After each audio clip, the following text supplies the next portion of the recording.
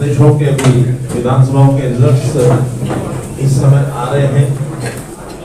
कुछ सीटों के रिजल्ट कंप्लीट हो गए, कुछ के भी ट्रेंड्स प्राप्त हुए हैं।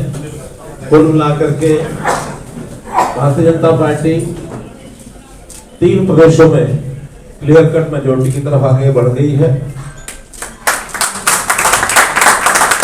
और तेलंगाना में भी जहां हमारी एक सीट है वहां 8-9 सीटों पर हम आगे बढ़ रहे हैं। मैं आशा करता हूं कि डबल डिजिट वहां भी होने की संभावना है। तो इस प्रकार से 3 राज्य, जिसमें मध्य प्रदेश इस समय 230 में से 160 सीटों पर लीड है और निश्चित रूप से ये लगभग 70% का आंकड़ा छूने जा रही है। ऐसे ही राजस्थान में 199 सीटों पर चुनाव हुआ था, जिसमें 114 सीट पर और भारतीय जनता पार्टी इस समय लीड कर रही है, जो लगभग 57% है। इसी प्रकार छत्तीसगढ़ में भी 90 सीटों पर चुनाव हुए हैं, जिसमें 60%, पूरा 60% ही बनता है, उस पर इस समय लीड मिल रही है। और जैसे मैं बताया कि तेलंगाना में मात्र हमारी एक सीट थी, जिसमें हम 10 गुना एक प्रकार से अपनी सीटों को कर रहे हैं, तो बहुत बड़ा जंप हमको वहां भी मिला है। मैं आपके माध्यम से इन चारों प्रदेशों की जनता को बहुत बहुत बधाई देता हूं और भारतीय जनता पार्टी के जो कार्यकर्ता हैं, जो रूट लेवल पर जिन्होंने काम करके इन सब प्रदेशों में सरकार लाने का जो काम किया है, उनको भी बहुत बहुत बधाई और शुभकामना देता हूं। आशा करता हूं कि जो कांग्रेस के लोग भी कहा करते रहे हैं लगातार, उनकी एक बात को मैं बड़ा करता हूं कि इन चुनाव का बहुत बड़ा इम्पैक्ट 2024 के चुनाव में आएगा। मैं उनकी इस बात को बड़ा करता हूं। निश्चित रूप से चाहे लोकसभा के चुनाव हो और चाहे हरियाणा के चुनाव हो 2024 के, इसका इम्पैक्ट निश्चित रूप से आएगा। इन चुनाव के पीछे कई कारण गिनाए जा सकते हैं, लेकिन मुख्य रूप से केंद्र सरकार की योजनाएं और जो प्रदेश सरकार की उपलब्धियां, जहां हमारी सरकारें हैं, जहां सरकारें नहीं है वहां भी जो विजन दिया है प्रदेश की टीम ने अपने मैनिफेस्टो के माध्यम से, उन सब के ऊपर जनता का एक भरोसा ये बड़ा है। क्योंकि केवल नारे लगाने से ये कभी भी जनता के गले नहीं उतरता, बल्कि delivery of services root level पर कैसे होता है, उससे जनता के ऊपर एक असर जाता है। भारतीय जनता पार्टी ने जो पन्ना प्रमुख स्तर तक जाकर अपने कार्यक्रम किए हैं, अपनी जनता को, अपने कार्यकर्ताओं का एक नेटवर्क बनाया है, उसका भी एक बड़ा प्रभाव इन परिणामों में देखने को मिला है। और ये सब बातें हरियाणा में भी हम लगातार कर रहे हैं। अंत्योदय की भावना से अंतिम पंक्ति में खड़ा हुआ अंतिम व्यक्ति या अंतिम परिवार, उस तक हमारी योजनाओं का लाभ कैसे पहुंचे, इसके लिए नीतियां भी बनाई हैं। सब काम हो रहे हैं, डिलीवरी वहां तक पहुंच रही है और केवल पहुंच रही है हमारे कहने से नहीं, बल्कि हम गांव-गांव में जाकर के उसकी जानकारी भी ले रहे हैं, चाहे वो जन संवाद के कार्यक्रम हो और चाहे अभी विकसित भारत संकल्प यात्रा और जनसंवाद का जो मिला जुला कार्यक्रम शुरू हुआ है 30 तारीख से, उसके माध्यम से वहां अगर कोई छोटी बड़ी कमी भी पाई जाती है, हाथों हाथ हम ठीक करते हैं, उसको डिलीवरी वहीं पर दी जाती है। कोई बड़े काम की डिमांड होती है तो हम अपने साथ लेकर जाते हैं, डिपार्टमेंट में योजना बना करके उसका रिव्यू लेते हैं कि वो काम शुरू हो गए और कैसे कैसे कम पूरे होंगे। तो जनता इस समय एक प्रकार से भारतीय जनता पार्टी की नीति पर, सिद्धांतों पर, उपलब्धियों पर भरोसा करके आगे बढ़ रही है। और जो कांग्रेस के जितने नारे हैं उन सबको नकार दिया है, जाति पाति की राजनीति को दूर फेंक दिया है, नारों की राजनीति को दूर फेंक दिया है। उपलब्धियां और नीतियां भारतीय जनता पार्टी फिर विजयी हुई है। धन्यवाद। बीजेपी की प्रचंड जीत, अब गठबंधन को लेकर भी क्या भारतीय जनता पार्टी हरियाणा में एक बार फिर से सोच सकती है? देखिए, नीतिगत विषय जो होते हैं वो समय पर जैसी आवश्यकता होती है उस हिसाब से किए जाते हैं। आखिर हमारा गठबंधन कोई चुनाव से पहले तो नहीं था, आवश्यकता पड़ी थी तो हमने चुनाव के बाद गठबंधन किया था। आवश्यकताएं कैसी होंगी, ये नीतिगत निर्णय जब होंगे तब आपको पता लगेगा। तीन राज्यों में जीत के बाद क्या कोई रणनीति में कोई बदलाव होगा? हरियाणा की रणनीति में कोई बदलाव होगा? रणनीति वही होती है जो समय पर बताई जाए, पहले बताई नहीं जा सकती।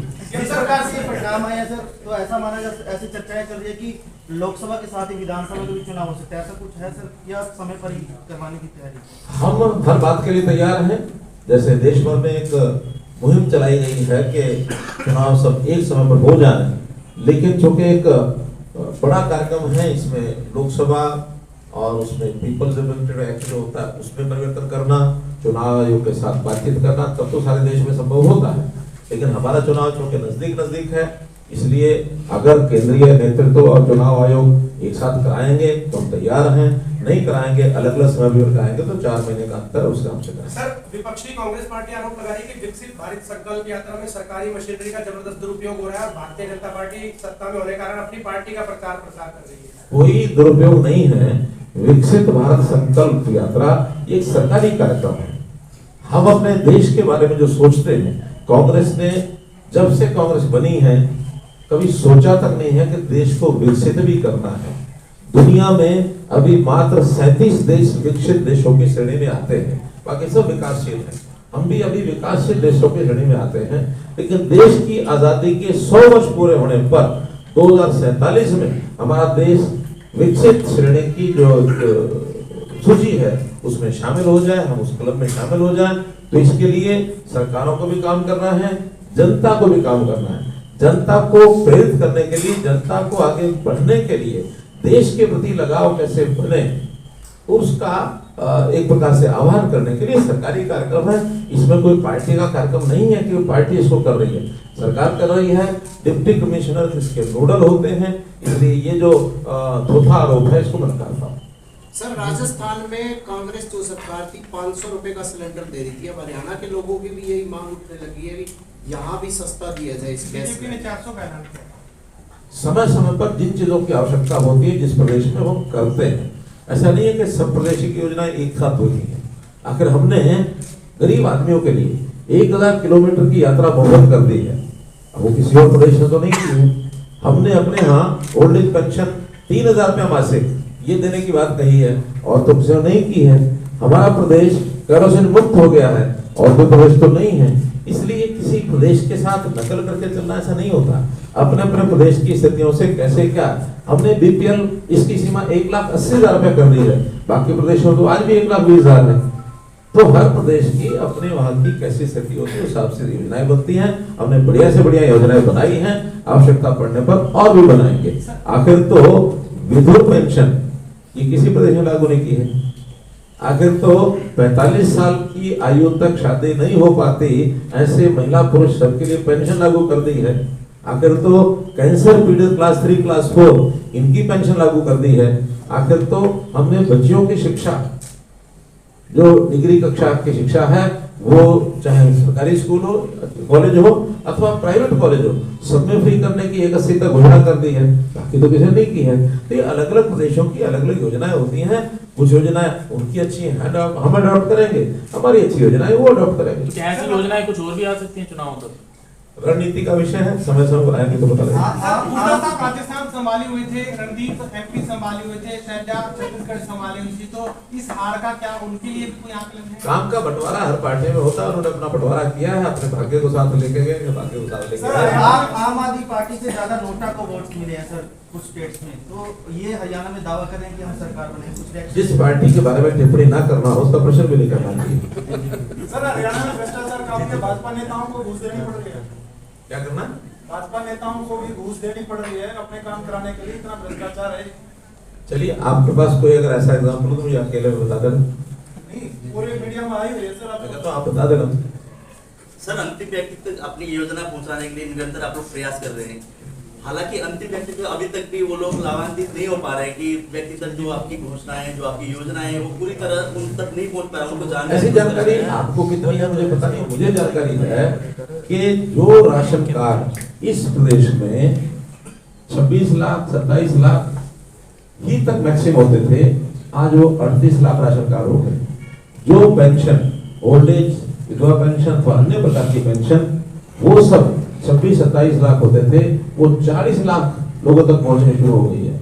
आयुष्मान के कार्ड 80 लाख लोगों के बन गए हैं, 1,41 लाख का हमारा टारगेट है। तो आप भी बेशक कहते रहे कहते तक नहीं पहुंची, हमें मालूम है कहां तक पहुंची है और कितना लाभ हो चुका है। इस आयुष्मान का 1080 करोड़ रुपया हम जो है अस्पतालों को रियम्बर्स कर चुके हैं। तो आखिर अंतिम व्यक्ति तक चीजें पहुंची तभी किया है। सर, देश में बीजेपी का हौसला बढ़ा है, तो क्या एसवाईएल के पानी के लिए भी हरियाणा और ज्यादा उम्मीद कर सकता है? इसका कोई उससे संबंध नहीं है, क्योंकि दो प्रदेशों का विवाद है और सुप्रीम कोर्ट में पहुंचा हुआ है। सुप्रीम कोर्ट अंतोगत एक निर्णय कर चुका है, उसके उस ऑर्डर का एग्जीक्यूशन ये सुप्रीम कोर्ट ने करना है। जैसे ही एग्जीक्यूशन का ऑर्डर आ जाएगा तो जिस भी स्थिति में वो आएगा उस स्थिति में सरकारों को उसको लागू करना ही पड़ेगा। बहुत बहुत धन्यवाद। खट्टर साहब, आपने पत्रकारों के लिए योजना बनाई थी, अभी तक इम्प्लीमेंट नहीं हो रही है। पत्रकारों के लिए हाँ सर, वो कैशलेस इलाज का इस बार साल से सुन रहे हैं। देखिए, अभी उसमें से एक लिमिट की हमने की है कि जिनकी आय कम है उनकी लागू करनी है, जिनकी आय थोड़ी ज्यादा है उनके साथ बैठ के बात करेंगे। बहुत बहुत धन्यवाद।